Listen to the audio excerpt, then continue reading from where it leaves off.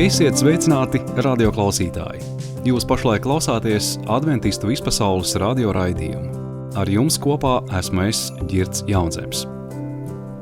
No 20. līdz 22. februārim Līgatnē norisinājās jauniešu konference #InRealLife, jeb par reālo dzīvi runājot. Tēmu izvēlējās paši jaunieši, saskatot mūsdienās lielu vajadzību pēc īstuma un patiesām sarunām. Pēc vietas, kur kliedēt vientulību, kur varam sadzirdēt cits citu, saprast un tikt sadzirdēti. Jauniešu vēlme bija runāt par grūtiem tematiem, dzīves izaicinājumiem, panākumiem un neveiksmēm, par kurām nevienmēr tiek runāts sabiedrībā vai draudzē. Šajā raidījumā dzirdēsiet Jāna Sīmakas sarunu ar konferences organizatoru, komandas vadītāju Alīnu Mačņevu un konferences dalībnieku Gustavu Melngalvi. Raidījuma otrajā daļā skanēs saruna ar vienu no konferences runātājiem Dāvi Briedi. Patīkam klausīšanos!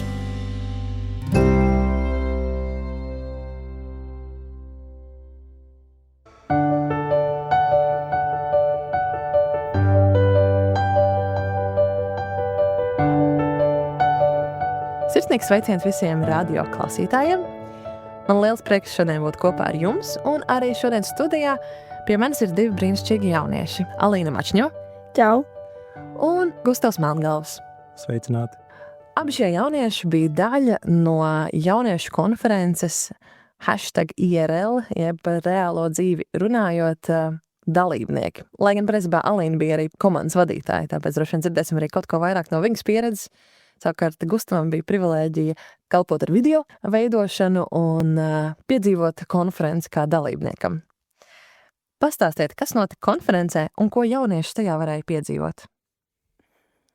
Jā, tātad jauniešu konferencē tas ir tāds liels pasākums, kur atbrauc jaunieši no dažādām pilsētām, no Latvijas pilsētām, un kur mēs varam visi kopā pabūt nedēļas nogali, kas, manuprāt, jau ir ļoti forši, kā tu vari būt kopā ar kristīgiem jauniešiem un kopā ar viņiem kaut ko pārdzīvot.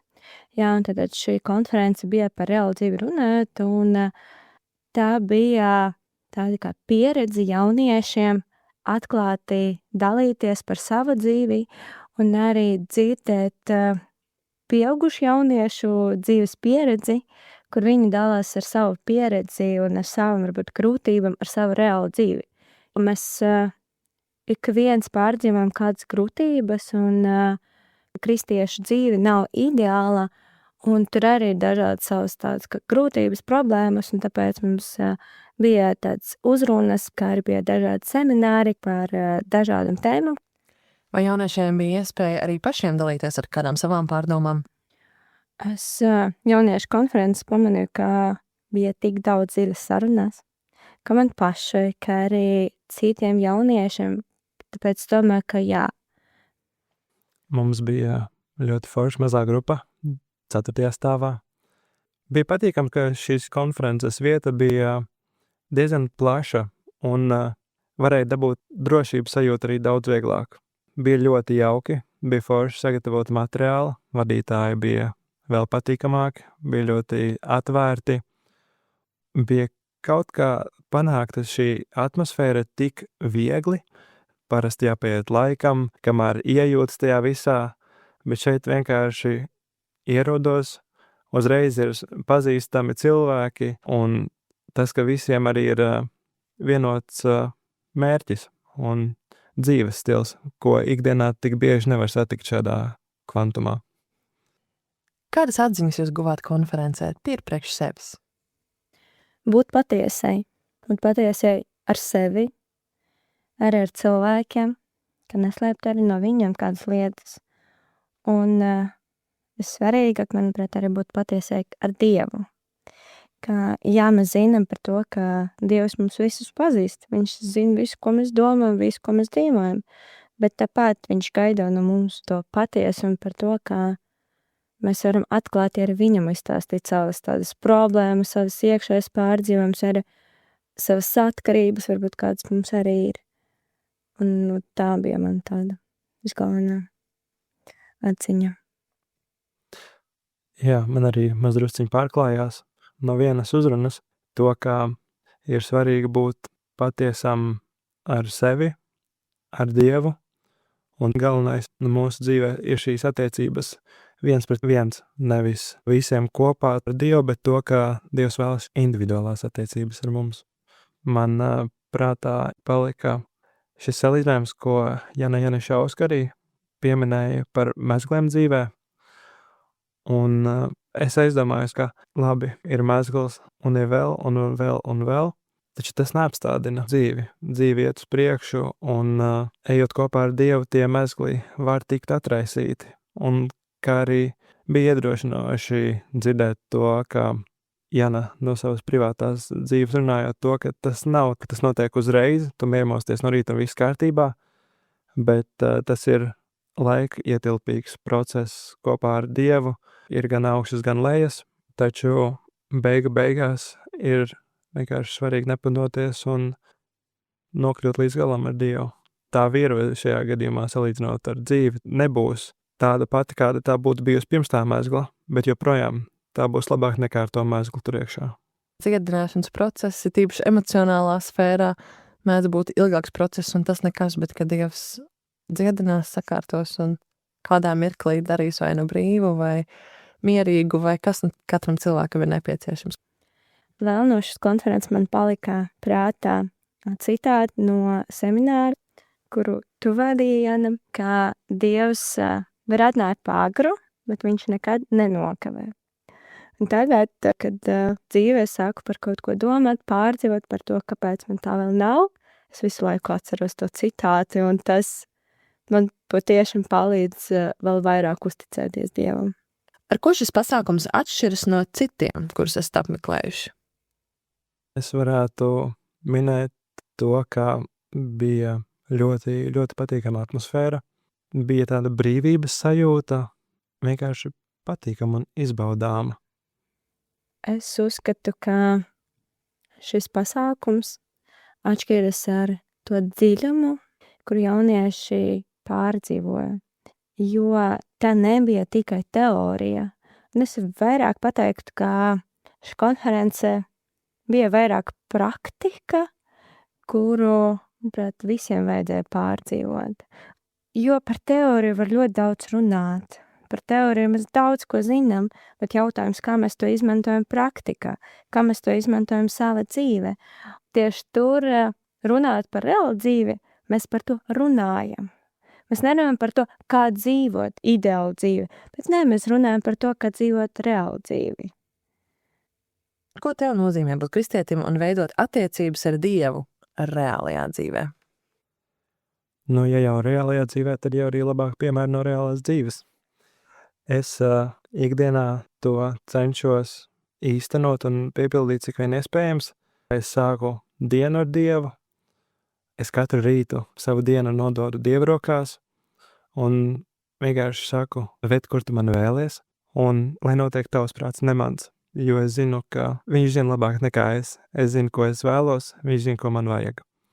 Tā arī ikdienā tas ir, un beigās esmu sapratis to, ka tas nav par lielām lietām. Protams, ir arī izaicinošākas situācijas un tam līdzīgi, bet beigās šo vislabāk var īstenot mazajās situācijās. Man raksturīgi paspēt uz autobusu. Vai arī būt savaldīgam, nedusmoties, bet saprast arī otra cilvēka perspektīvu. Un es esmu sapratis, kad cilvēks ir uzticīgs šajās mazajās lietās, tad arī, kā Bībelē rakstīts, Dievs arī piešķirs viņam lielākas lietas. Galvenais ir uzticība mazajos momentos. Nevajag tos palaist garām, un tie beigās izveidos tos lielos. Kā tev iet ar tiem mirkļiem, ka tev neizdodas tā, kā gribētos? Kā kurā situācijā, bet lielākoties es balstos uz to, ka es dienu esmu nodevis Dieva rokās, un es saprotu, ja tā nebija, labi, varbūt tajā brīdī man ir kāda emocija vai kā tam līdzīgi, taču es saprotu, tas ir manas paša labā, un tad dzīvoju tālāk. Tā ir lielākā mierā. Lielā mierā. Man bija tāds periods, kad manas attiecības ar Dievu bija no piekdienas vakara līdz sestdienas vakaram. Un tālāk mana reāla dzīve, kur man nebija laika apstāties. Un vien mirklī es apstājos un sapratu, kur mans Dievs.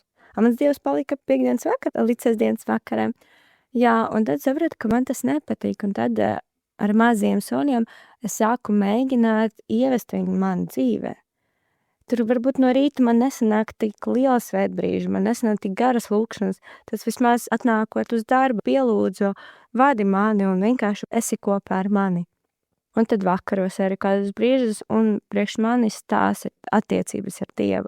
Jo bieži vien gribas, lai būtu vairāk laikā palasīt Bībeli, bet man personīgi man patīk pagulēt, un es nevaru atrast to laiku. Es nevaru sevi pamodināt no rīta, lai es to darītu. Man ir vieglāk to darīt vakar, un manuprāt, tas ir tā reāla dzīve, ka mēs nenosodām viena otru, un arī mēs meklējam to savu pieeju. Un arī Inga Šļakata savu semināru, mums bija seminārs Svētums bez maskām, jā, un viņa pieminēja par to, ka dažādos posmos tev tas attiecības ar Dievu un arī laiks ar Dievu, viņš ir dažāds. Jo vienu posmu tu vari veltīt tur no rīta kādas 4 stundas, tu izdomā savu maratonu, ka viņi stāstīja, ka tu lasi Bībeli, pēti to, un arī lūkšana tas viss. Bet arī ir cits periods, piemēram, ka viņi stāstīja par jauniem māmiņiem, kuriem nav tas laiks. Viņam tagad viss laiks ir aizņemts ar bērniņu. Un kā arī dažādas periodas, tev būs dažādas tas attiecības. Bet galvenais, lai tava vēlme būtu tiekties pie Dieva un arī meklēt tas attiecības. Vai vispār cilvēkam ir viegli būt atklātam un patiesam? Un kāpēc? Lielākai daļai cilvēkiem ir grūti būt patiesa, jo tev ir bailes, ka tevi nosodīs, ka tevi nepieņems, ka tu būsi atstumts. Bet no otras puses būt atklātam ir viegli, jo tev nevajag neko melot. Tev nevajag neko no sevi izrādīties kaut kā citādi. Ne, tu vari būt atklāt, tu vari būt paties, tu vari būt tāds, ka tu esi. Cilvēkam var būt viegli būt atklātam ar sevi, protams, arī nevienmēr un kā kuram, bet man personīgi ar Dievu ir viegli būt atklātam, jo, brīžiem šķiet, ka viņš zina man labāk nekā pats es. Un ar cilvēkiem es vēlētos teikt, ka nav grūti, bet tas ir atšķirībā, uz ko tu paļaujies. Pats personīgi es varu minēt to, ka, ja paļaujās pats uz saviem spēkiem, tas īsti tā nestrādā. Taču tad, kad es esmu paļāvies uz Dievu un zinu, es esmu Dieva rokās, es bez Dieva neko nevarētu, ar Dievu es varu visu, tad tīri vienalga pat, ko citi cilvēki domā. Man šīs bailes vienkārši pazūd. Protams, tas nav uzreiz, bet tas ir process. Un es uzskatu, ka ar šādu domāšanu un paļaušanos uz Dievu tas ir iespējams. Kāda tev bija pieredze pirmo reizi vadot konferenču komandu? Es ļoti bieži sev uzdevu jautājumu, kāpēc. Ar lūkšanas, arī vienkārši domājot par to visu, kāpēc tam piekritu, kāpēc man vispār piedāvāja, un kāpēc es lūdzu Dievu par atbildi uz to, vai man jāpiekrīt vai ne, kāpēc viņš man iedeva to atbildi jā. Un tad es atbildēju uz to jautājumu, ka Dievs gribēja man atgriezt vēl vairāk pie sevis. Jo es godīgi varu pateikt, ka manas attiecības ar viņu vēl vairāk uzlabojas. Šī konference ir Dieva plāns. Šī ir tieši Dieva vadība, un bez lūkšanām tā nevarētu notikt. Un tas lūkšanas viņas bija ļoti daudz. Šī konference bija vajadzīga pirmkārt man pašai personīgi, lai es piekristu to vadīt, un lai mēs patiešām izveidotu to, kas arī man ir ļoti aktuāli. Paldies, mīļie, ka veltījāt laiku un padalījāties par to, ko Dievs darīja konferencē un arī dara un turpinās darīt jūsu dzīvēs.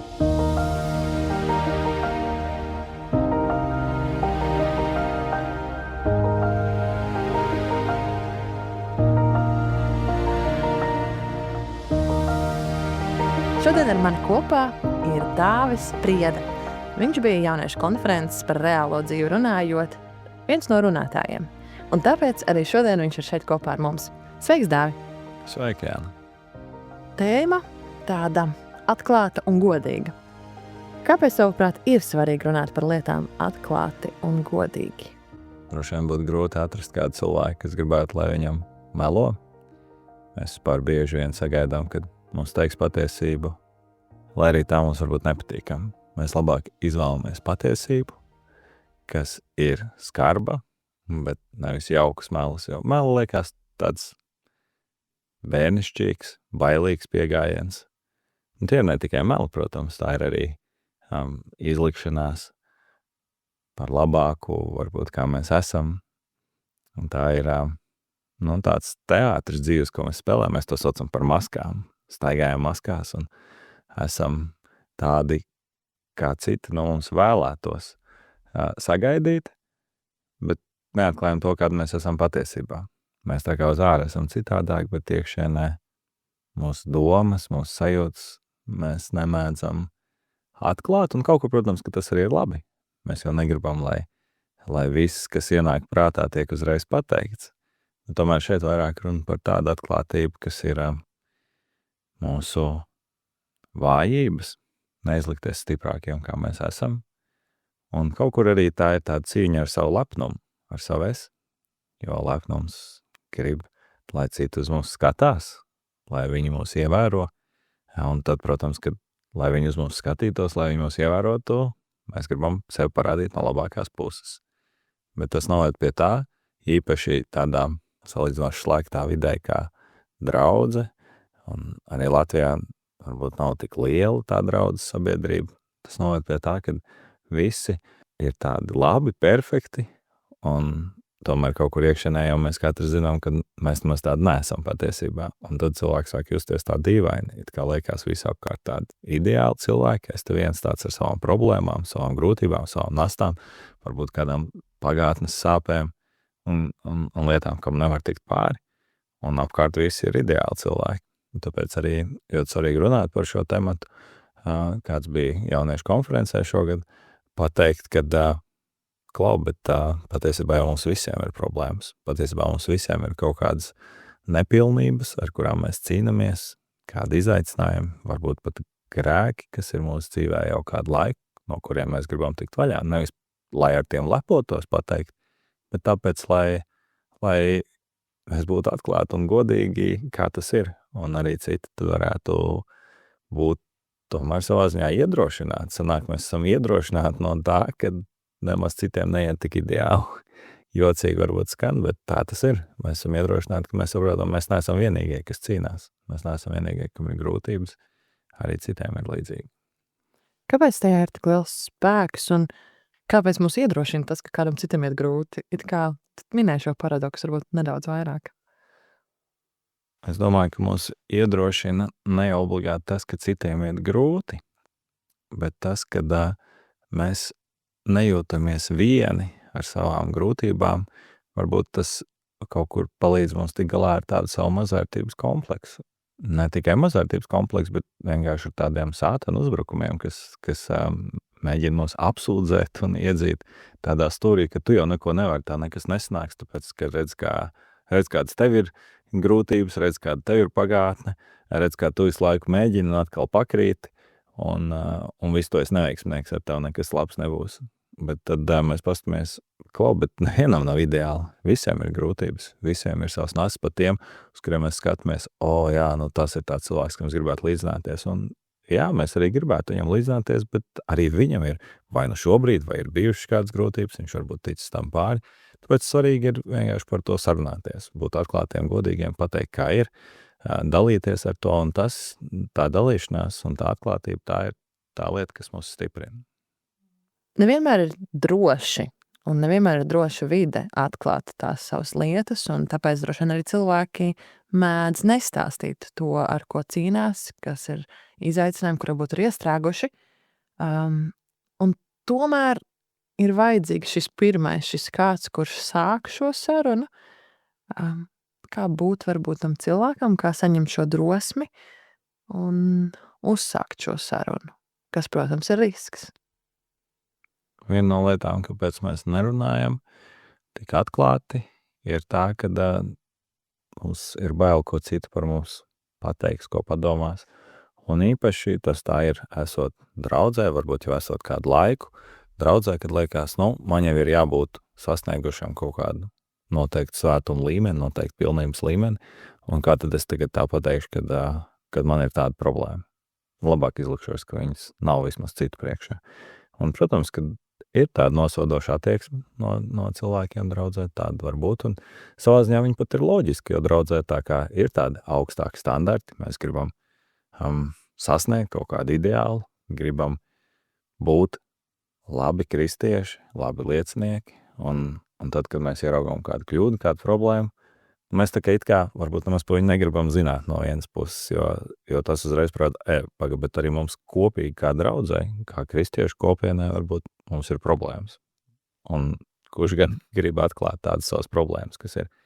Un, protams, ka arī katram cilvēkam pašam gribās izskatīties labākam. Un tas ir normāli. Jo savā ziņā liekas, ka tu atklāsies, kad pateiksi, kā ir, tu uzreiz būsi citu acīs tāds, kur citi atcerēsies tikai šo vienu lietu par tevi, šo slikto lietu. Un tāpēc, protams, ir tādas sajūtas, kad nevar teikt, kā ir, kad ir kaut kas jāslēp, bet tomēr kā būt tam, kas tiek tam pāri, tāds bija jautājums. Un es domāju, ka tas ir jautājums pirmkārt par lepnumu, par savu es. Un ir tāds citāts, es tik precīzi neatceros, bet tas citāts ir tāds, ka kamēr dzīves ir mūsu pašu es, tikmēr mēs esam gatavi vienmēr viņu aizsargāt no katra apvainojuma, no katra pazemojuma, no katra izaicinājuma, un kā mēs tādu sajūtam, mums uzreiz kā kaķim uzreiz pauls augšā, un mēs gatavi, kuram tagad ar ķēpu iesist un kā pacīnīties par to savu es, bet tad, kad mūsu es ir miris, un mūsu vērtība ir Kristū, mums vairs nav par ko cīnīties. Mums nav ko aizstāvēt. Tad mēs varam būt droši arī dalīties, kā ir, un nebaidīties no kritikas, jo mums nav vairs ko aizstāvēt. Saprotams, ka ir arī kādi izņēmumi, kad mēs neiesim par katru savu, varbūt, lielāko problēmu kaut kādā nepiemērotā vietā vai veidā, vai ar jebkuru cilvēku, tagad iesim un sāksim viņam vienkārši to stāstīt. Tas jau nav mērķis pats par sevi. Vienkārši pastāstīt savas kļūdas. Bet tur, kur ir piemērota vide, kur ir tāds laiks, kāds arī mums īpaši bija jauniešu konferencē, tur arī tad mēs varam dalīties par šiem problēmām. Kāds ir ļaunums, ja mēs nedalamies un tomēr nobīstamies un paturam kādas lietas pie sevis un cenšamies būt labāk nekā mēs esam? Es domāju, viena no lietām, ko gribētos pieminēt, ir tā, ka mēs draudzē viens otru tā kā vērtējam un skatāmies viens uz otru. Un tomēr mums jāatcerās tas, ka mēs nevaram redzēt katra cilvēka sirdi, kā to redz Jēzus. Varbūt tajā sirdī mēs nevaram redzēt kaut ko labu, kādu labu domu vai mērķi, kas bija, bet viņš nesnāca to izdarīt šim cilvēkam. Vai arī varbūt tieši otrādāk, kad no ārienes ir tā kā šī labā, perfektā maska, bet sirdī ir ļaunas domas, kā Jēzus teica par farizējiem, kad viņiem patika, kad viņi tiek īpaši ievēroti, kad visus viņiem skatās ar cieņu, ar godu, bet patiesībā sirdī ir tukšums, tur nekā nav labākā gadījumā vai sliktākā gadījumā, tur ir kāds ļaunums iekšā, kā Jēzus teica, kad viņi ir kā nobalsināti kapi, kad no ārpuses ir skaists, viss kā pakmens uzliks, bet iekšā ir miroņu kauli un smirdīgs un nepatīkams kaut kas. Un tad arī, un vēl tāda lieta ir, kad mēs sākam viens otru tā kritizēt pārlieku, tad mēs paliekam par tādiem īgniem cilvēkiem, kuriem viss vienmēr ir slikti, kur ar visu ir neapmierināti, bet kur paši zina labāk. Mēs zinām labāk, kā vajag. Kad ir vajadzīga tomēr šī veselīgā paškritika, mums katram vajadzīgs tāds veselīgās paškritikas deva. Un tad arī mēs uz citiem paskatāmies tomēr realistiskāk. Tā kā sanāk tā, kad mēs arī paši sev varam uzlikt to masku, tā ka mēs pat paši sevi neredzam, kāda mēs esam, jo tā jau bija tā lieta ar farizējiem Jēzus laikā, ka viņi jau paši nesaprat šo savu problēmu. Un ja mēs par to nerunājam, tad mēs arī varam ne tikai citu priekšā nesaprast, neredzēt problēmu, bet arī paši jau mēs kļūstam kurli pret svētā gara balsi, kas mūs uzrunā. Klausies, bet tev ir jāmaina kaut kāda lieta. Tev ir šī lieta, kas tev rada problēmas, kas tev liek būt labākam nekā patiesībā es. Jā, vēl viena lieta, ko es tā aizdomājos, īpaši varbūt arī konferences kontekstā, kā runājot ar kādiem jauniešiem, ka reizēm, kad mēs slēpjam, mēs ļoti ietekmējam arī citus ģimenes locekļus, šķietam kaut kas ir jāpaslēpj, ka tik neviens neuzzina, bet tas ietekmē visus pārējos arī tos, kuriem it kā nav šī problēma, bet tas ļoti grauj tādā ilgtermiņā attiecības un, īpaši jaunieši. Un tad ir vēl viena tā lieta, kad kaut kad jau arī tā maska krīt cilvēkam. Ja, kaut kad ir kāds lielāks izaicinājums vai vēl kaut kas, un tad ir tāds pārsteigums, liekas, mēs taču skatījāmies uz viņu kā uz tādu pilaru, kā uz tādu klinti, ja, un tagad kā viņš tā varēja izdarīt, no kurienes pēkšņi šī lieta, bet patiesībā jau tas jau bija ilgstoši krājies, un cilvēks izlicies labāks nekā viņš ir, un tad ir tā, ka Bībelē teiks, kad mēs ievedam arī savus brāļus grēkā vai kārdināšanā ar to, kad mēs šādā veidā kā krītam, kā tāda liela klints nokrīt, liekas, ko tad mēs vispār tagad varam darīt, ja pat viņš ir grēkojis, jā. Tāpēc, kad kaut kur gribās mums citus cilvēkus tā kā padarīt par svētiem, jā. Tā, kā ir tajā, kā to ir tradīcijā, jā, kad kāds cilvēks tiek nosaukts par svēto, un tad viņš ir tagad tās paraugs un piemērs, bet patiesībā jau mēs tomēr saprotam un apzināmies, ka mēs visi esam cilvēki, lai kāda būtu mūsu pieredze vai status sabiedrībā, vai maskas vai ne maskas, bet jebkurš cilvēks var kļūdīties, jebkurš cilvēks var krist, un tikai Jēzus ir šis pilnīgais svētuma paraugs. Jā, svētums pieder tikai Dievam. Kas bija temati, par kuriem tu runāji, un kāpēc izvēlējies runāt tieši par šiem tematiem? Es izvēlējos runāt par tematiem, kurus man iedvesmoja grāmata. Šī grāmata ir vienkārši kristietība, kuras sarakstījis Klaivis Steps Luis. Viņa arī latviešu valodā ir iztulkota. Un man īpaši uzrunāja 2 nodaļas, un tad arī uz katras no šīs nodaļas bāzēm es veidoju savus uzrunas. Un pirmā bija uzruna par to, vai būt kristietim ir viegli vai grūti. Jo savā ziņā šķiet, ka tas ir viegli, jo ja es saku, nāciet šurp pie manis visi, kas esat vēdu nospiest un nastu nospiest, un es jūs gribu atvieglināt. Bet tajā pašā laikā viņš arī saka, kas grib man sakot, tas lai aizliedz sevi, ņem savu krustu un nāk man pakaļ. Un tad ir jautājums, vai būt kristietim ir viegli vai grūti. Un šī raksturvieta, caur kuru mēs aplūkojam šo tematu, bija Jēzus saruna ar Nikodēmu, kas ir Jāņa evaņģēlija 3. nodaļā, un īpaši šis Nikodēma jautājums, ko viņš uzdod Jēzum, kā tas var notikt, kad Jēzus viņam paskaidro par to, kā cilvēks nāk pie Dieva, ko mēs kā kristieši saucam par jaunpiedzimšanu. Nikodēms, kurš ir šis Izraēlas skolotājs, pieredzējušais, profesionāls, tā teikt, viņš jautā, bet kā tas var notikt? Un patiesībā arī var būt tā, ka mums, kā kristiešiem, kas varbūt jau kādu laiku ir draudzē, vai arī nesen ienākuši, mēs īsti nesaprotam, kā notiek šis pārvērtība process, kurā brīdī tu no pasaulīga cilvēka kļūst par kristieti, un vai tas notiek vienreiz, vai tas atkārtojās, un mēs kā adventistu draudz saprotam to, kā tas ir atklāts īpaši Pāvila vēstulēs, jaunā darībā, ka šis process notiek katru dienu, kad mēs katru dienu cīnamies ar savu es, nomirstam sev un dzīvojam Kristum, un tas var atkārtoties daudzas reizes cilvēku dzīvē. Citiem vārdiem, vienreiz glābts, vienmēr glābts, tā nenotiek. Jo tas arī pat nebūtu loģiski. Mēs zinām no savas pieredzes, ka mēs varam tikt kristīti, mēs varam domāt vislabākās domas, lasīt grāmatas, lasīt Bībeli, lūgt, un tad pēkšņi nāk kāds kārdinājums, un mēs krītam un grēkojam. Mēs nekļūstam par svētajiem, tad, kad mēs tiekam kristīti. Un vienmēr ir šī izaicinājumi. Un patiesībā tas, ar ko es arī noslēdzu savu uzrunu, ir tas, ka būt kristietim un būt arī pasaulē, jeb citiem vārdiem, būt kristietim un paturēt šo savu es, šo savu egoismu un lepnumu, tas ir neiespējami. Tas ir ne tikai grūti, bet vienkārši neiespējami. Kad būt par kristieti, tad, kad tavs es ir nodots Kristum, un tev vairs nav ne par ko jācīnās, tev viņš nav jāizstāv, tad tas ir viegli. Tad ir šī jaukā foršā sajūta, un viņa arī var turpināties. Tas nav tā, ka viņai jābeidzās. Bet tomēr, ja viņa beidzās, mums ir iespēja atkal nākt pie Kristus, lūgt viņu, nolikt sevi malā, savais malā, un atkal būt Kristus mācekļiem.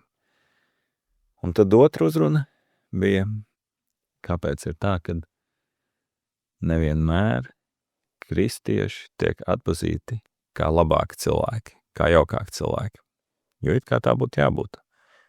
Ja jau tu esi kristietis, tev ir augstāki standarti, un ja kristietība vispār ir patiesa un tā darbojās, ja patiešām svētais gars maina cilvēku sirds, tad taču visiem kristiešiem būtu jābūt jaukākiem cilvēkiem, kā tiem, kas nav kristieši.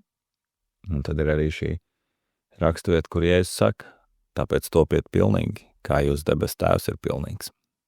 Kas tad ir šī pilnība, kas mums ir jāizsniedz? Un atbildi uz šo jautājumu ir savā ziņā vienkārša. Loģiski, kad visi kristieši nav vienādā stadijā šobrīd. Ir cilvēki, kas ir kristieši, bet viņi jau lēnām vairs nav kristieši. Viņi jau aiziet projām no kristietības un atgriežas pasaulē. Un tad ir cilvēki, kas varbūt nemaz savu neidentificē kā kristieši, bet patiesībā viņi dzīvo kā kristieši. Jo Dieva gars darbojas uz visiem cilvēkiem, neatkarīgi no tā, kā mēs sev saucam, kurai konfesijai piedaram, vai kāda ir bijusi mūsu dzīves pieredze, vai mēs vispār savā dzīvē esam atvēruši Bībeli vai neesam. Dieva gars darbojas pie katra cilvēka, uz katra cilvēka sirdi, un ja šī sirds atsaucās, tad cilvēks kļūst par kristieti, un viņš dzīvo kā kristietis. Un tā mēs katrs esam citā stadijā, un tāpēc nevar vienkārši salīdzināt visus kristiešus ar visiem nekristiešiem. Protams, ka vienmēr var salīdzināt sliktu kristieti ar labu nekristieti, un tad liekas, nu jā, kā tā. Un vēl tāda lieta ir, kad, ja mēs padomājam par Jēzus sekotājiem, kādi tie bija, kad Jēzus bija uz šīs zemes. Jēzus tika apsūdzēts par to, ka viņa sekotāji ir tik nejauki cilvēki, tik slikti cilvēki, ka viņa sekotāji ir muitnieki, ka viņa sekotāji ir grēcinieki, varbūt tie ir cilvēki, kas ir no zemākām sabiedrības šķirām, varbūt tie ir cilvēki, kuriem kāda slimība, un tie bija cilvēki, kas arī bija pieķerti kādā atklātā grēkā. Tad jau sanāk, kad kristietībā vajadzētu būt vairāk nejaukiem cilvēkiem nekā jaukiem cilvēkiem. Protams, ka Dievs viņus maina, un šie cilvēki nepaliek tādi, kā viņi bija, arī Kristus mācekļi, bet tomēr kādā brīdī no malas skatoties liekas, kristietībā var būt vairāk nejauki cilvēki nekā jauki cilvēki. Un tas ir patiesībā tas, par ko Jēzus saņēma vislielāko kritiku no farizējiem.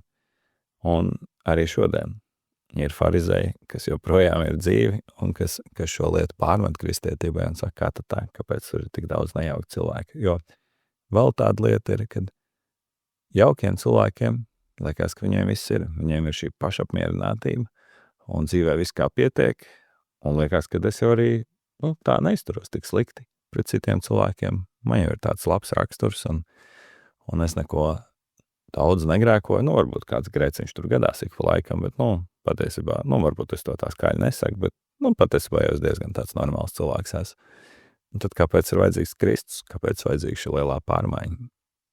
Bet ar ko vispār sākās šis svētā gara darbs pie cilvēka sirds? Ar to, kad svētais gars uzrāda mums grēkus. Svētais gars mums uzrāda to, kāda mēs esam. Tā kā Dieva likums ir salīdzināts ar spoguli.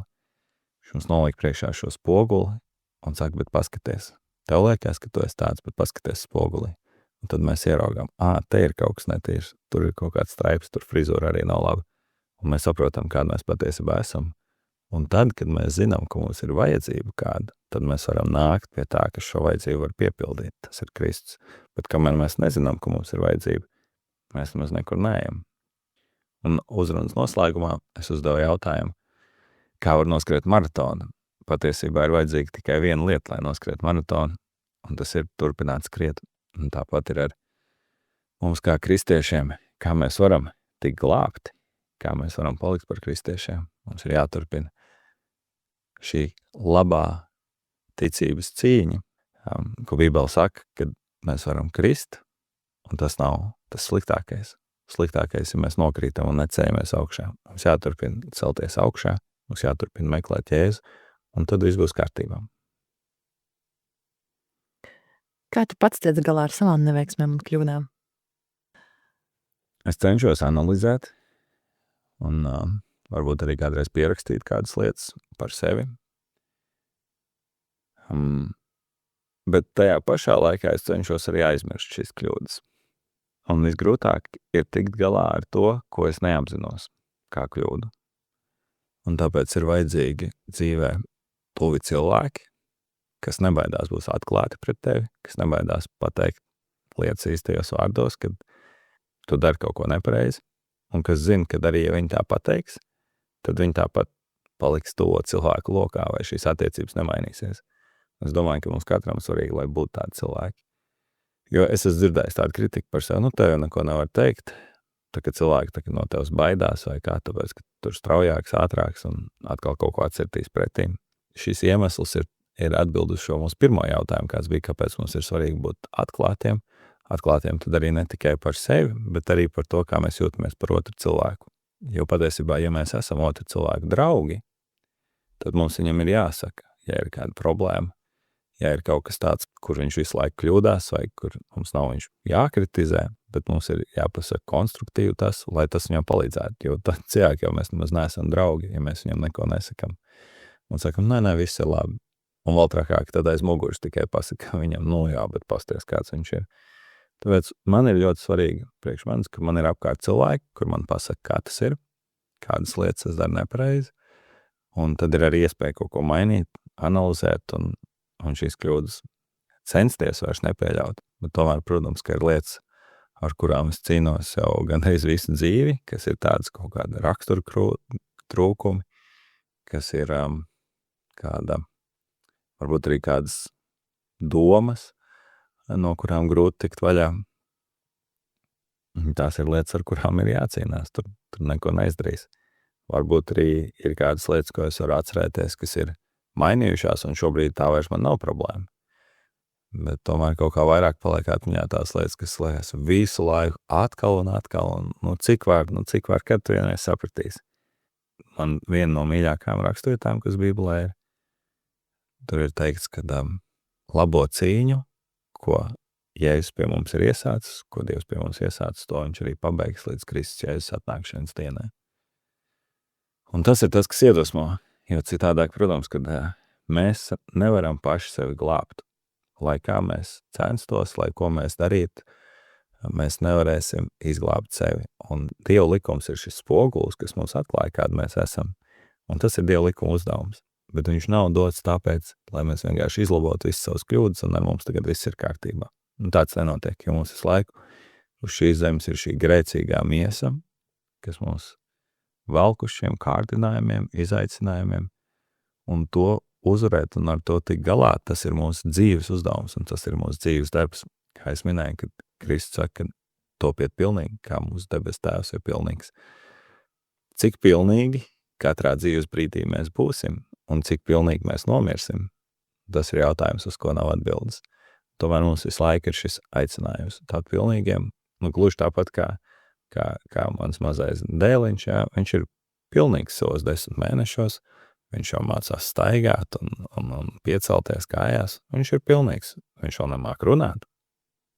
Kāds varētu teikt, kā, viņš nav pilnīgs cilvēks, viņš taču nemāk runāt, bet viņš ir pilnīgs savos 10 mēnešos. Tad, kad viņam būs 3 gadi, mēs jau sagaidīsim, ka viņš jau mācēs kaut ko pateikt, bet viņš nemācēs vēl augstāko matemātiku rēķināt. Varbūt viņš jau mācēs parasto matemātiku rēķināt, tas būtu ļoti priecīgs.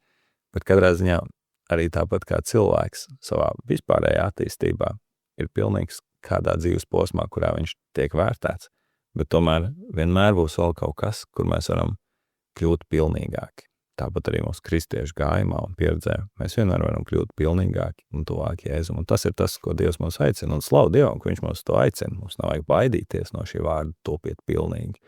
Jo kād gan mēs citādi gribētu būt, vai mēs negribētu iemantot visus gara augus, kas ir Dievvārdā minēti, kurš gan negribētu savā dzīvē, lai ir miers, lai ir mīlestība, lai ir prieks, lai ir saticība ar citiem. Mēs visu to gribam. Un Dievs mums to aicina, un viņš arī saka, jūs tādu varat kļūt, un jūs tādu kļūsiet.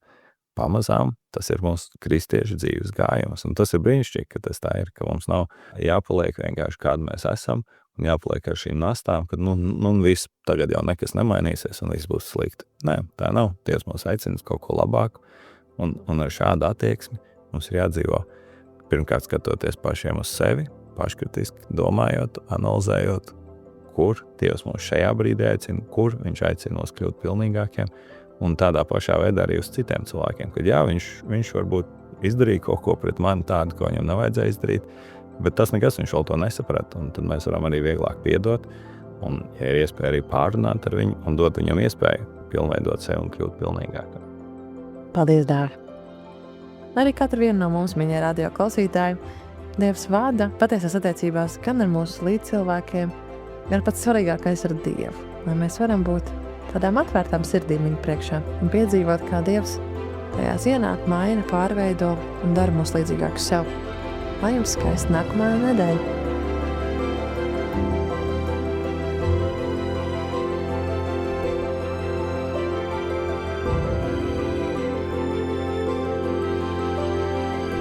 Raidījums iespējams klausīties katru piektdienu 17:00 Adventistu vispasaules Radio Latvija YouTube kanālā, kā arī vietnes adventisti.lv resursu sadaļā. Lai jums svētīga turpmākā diena!